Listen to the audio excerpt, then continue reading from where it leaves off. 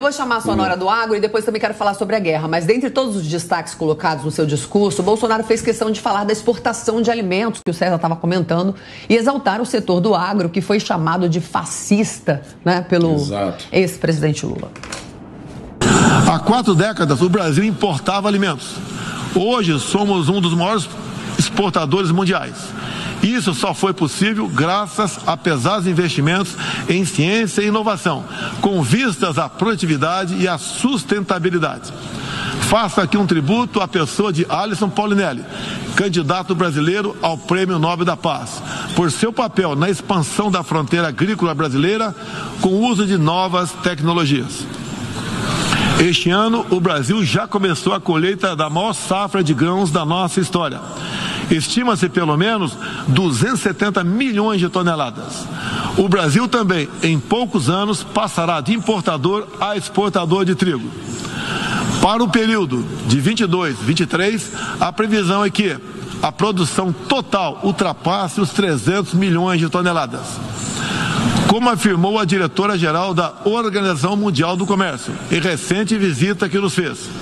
Se não fosse o agronegócio brasileiro, o planeta passaria fome, pois alimentamos mais de 1 bilhão de pessoas ao redor do mundo.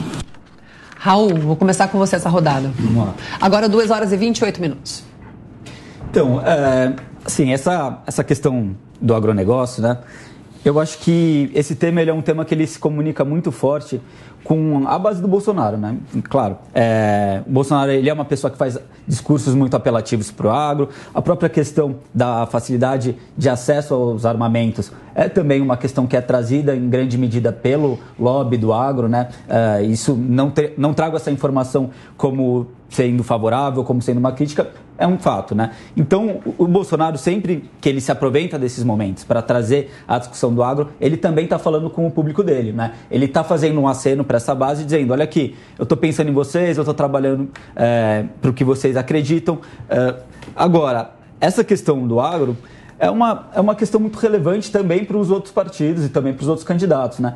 Tanto que você vê sempre um cuidado muito grande de se tratar dessa questão, né? Na minha concepção, é um cuidado muito grande de se tratar dessa questão.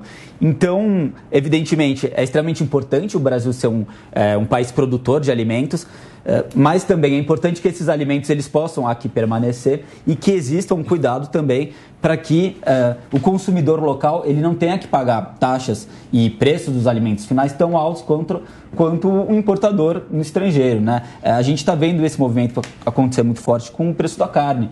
O preço da carne explodiu, na minha opinião, talvez os colegas discordem, mas muito em decorrência do produtor de carne continuar querendo produzir e exportar em dólar, que com o aumento do dólar ainda se trouxe um lucro muito maior, e aí você acarreta no aumento do preço interno também. E onde começou a ter mais aumento do dólar foi no governo Lula, né? A gente não pode esquecer que teve uma disparada do dólar, foi uma tristeza sem fim. E o Brasil, obviamente, ele protege a livre concorrência, né? Isso ainda está bem, na Constituição. A nossa lei maior não impede esse autoritarismo do Estado dizer que você não vai exportar alguma coisa.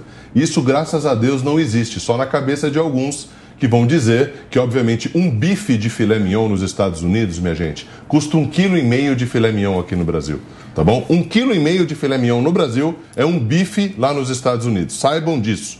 Não fique escutando lorota por aí pelas esquinas, porque o Brasil é o celeiro do mundo e o agro tem que ficar longe de movimentos invasores e criminosos, como o MST, porque são criminosos. E quem defende a volta do MST é outro criminoso também, porque são cúmplices um do outro. Imagine uma coisa, o cara quer ser líder de um país e defendendo alguém para invadir a propriedade privada, invadir a propriedade alheia, quando esse governo foi o que mais entregou títulos de terras para todos os brasileiros, documentado, numa maneira correta de fazer. Agora um candidato fala da boca para fora, naturalmente que ele apoia um crime que é invadir a propriedade privada. Entenda isso, não é possível. Não é possível que a gente esteja passando um momento desse no Brasil, que é o celeiro do mundo em 2022. Parece uma piada de mau gosto. Foram 400 mil títulos entregues. Para mim, a conta é simples. A conta é muito simples. Imagina que você está na sua casa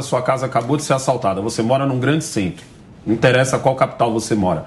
Se você for chamar a polícia, vai demorar aí, ó, aqui em São Paulo, eu brincar aqui 15 minutos. Se for. Para chegar a polícia. Agora imagina você numa fazenda.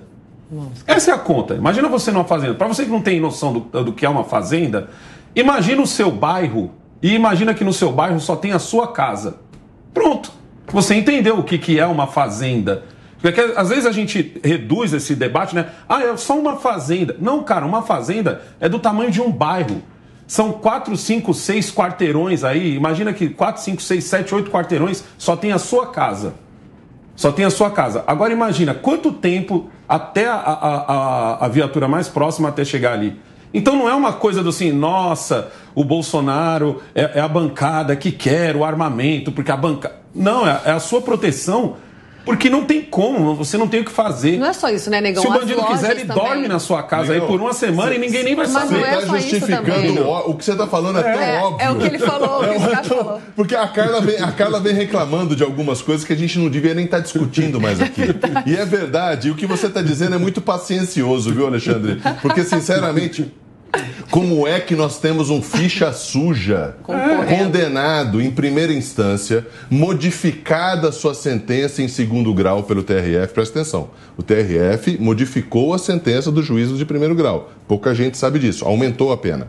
Aí eles recorreram para Brasília. O STJ deu de 3-0, aí eles recorreram de novo. Aí eles perderam de 5-0. E, de repente, um ministro do Supremo Tribunal Federal, que não tem competência para analisar uma matéria processual, chamada preclusão, vai e anula todo o processo.